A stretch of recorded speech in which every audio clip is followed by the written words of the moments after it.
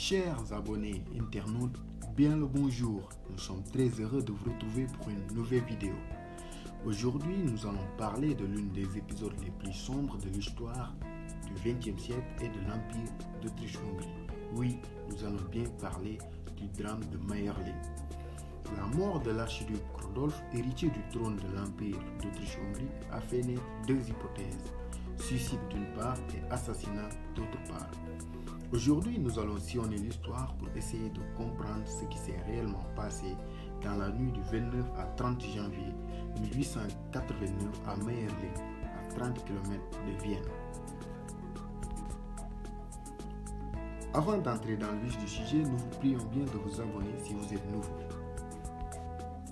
Au matin du 30 janvier 1889, l'archiduc Rodolphe, fils de l'empereur François-Joseph Ier et de l'impératrice Élisabeth, la célèbre Sissi, héritier du trône de l'Empire d'Autriche-Hongrie, est retrouvé mort dans une relais de chasse à Mayerling, à 30 km de Vienne, la capitale de l'Autriche-Hongrie. Les circonstances de son décès sont si mystérieuses qu'en 2 jours, le journal officiel donne 3 versions différentes des faits. D'abord, le journal officiel de la cour parle d'une mort à cause d'une crise d'apoplexie. Ensuite, il revient pour dire qu'il serait mort d'un coup à la tête après une soirée bien arrosée. Enfin, elle donne la version connue aujourd'hui, celle du double suicide. Oui, double suicide, puisque le jeune prince n'était pas seul lorsqu'elle commettait ce suicide.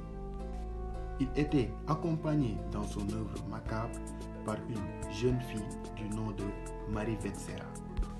De plus, des phénomènes étranges se sont passés lors des funérailles de ce dernier, comme par exemple, le corps est maintenu à distance, presque hors de vue de la foule, la tête est comme dissimulée, le corps masqué par des plantes vertes, les mains recouvertes de gants, une détail très mystérieuse puisque ceci n'était pas conforme à l'usage de l'époque. Beaucoup de choses étranges qui poussent les plus curieux à se poser une question que cherche à dissimuler la cour de Vienne. S'agit-il d'un double suicide comme le dit la cour, d'un crime passionnel ou d'un assassinat commandité par Bismarck? Nous allons voir ça. En 1888, à l'occasion d'un bal à Vienne, le prince François-Joseph, non Rodolphe du moins, fit la connaissance d'une jeune fille du nom de Marie Vetsera, âgée de 17 ans. Les deux tombent littéralement amoureux et se voient en cachette. Le prince Rodolphe va même jusqu'à inviter la jeune fille dans ses appartements. Plus grave encore, le jeune prince Rodolphe va jusqu'à solliciter le pape pour qu'il annule son précédent mariage avec la princesse flamande Stéphanie afin d'épouser la jeune Marie Vetsera. Mais ce dernier n'obtient pas gain de cause.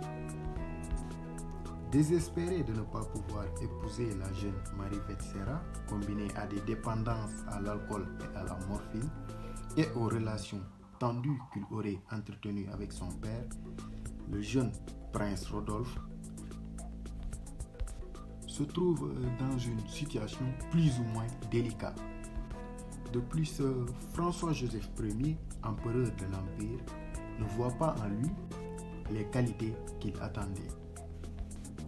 Tous ces facteurs auraient poussé le jeune prince à songer au suicide.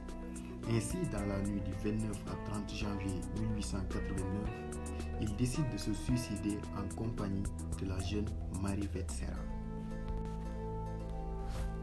Mais cette thèse reste débattue puisque le corps du prince présente des blessures qui donnent l'impression qu'il se serait débattu avant sa mort.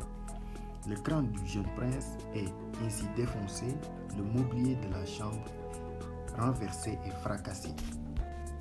De plus, le vitre de la chambre où se serait passé le drame est cassé depuis l'extérieur. Et le plus intéressant est que l'arme qu'il aurait utilisée pour se suicider ne lui appartenait pas. Maintenant, pourquoi l'hypothèse d'un assassinat? Le samedi précédant sa mort, le prince Rodolphe, héritier du trône des Habsbourg, a été aperçu selon de nombreuses témoignage dans l'ambassade allemande à Vienne.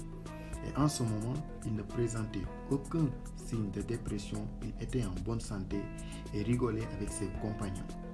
De plus, dans son enfance, le prince Rodolphe adopta des idées libérales et envisageait même une alliance avec la France contre les Allemands.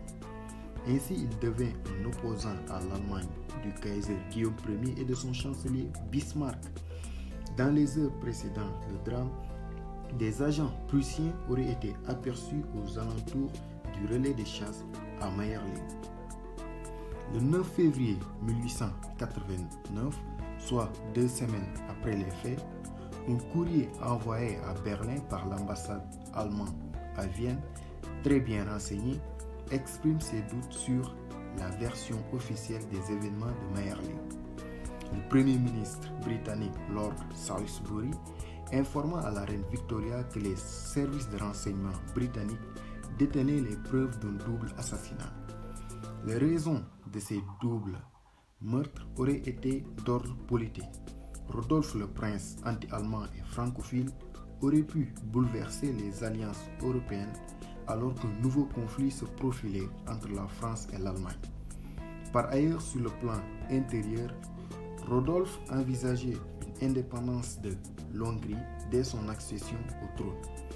Dotés de mobiles bien serrés, les assassins auraient commis leur crime en profitant de la fragilité psychologique bien connue du prince ainsi que de l'éloignement du pavillon de chasse à Mayerling, à 30 km de Vienne.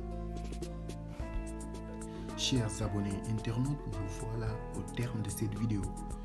N'oubliez pas de vous abonner et d'appuyer sur la petite pouce bleue afin de contribuer au développement de cette chaîne. Nous vous donnons rendez-vous à très bientôt pour une nouvelle vidéo.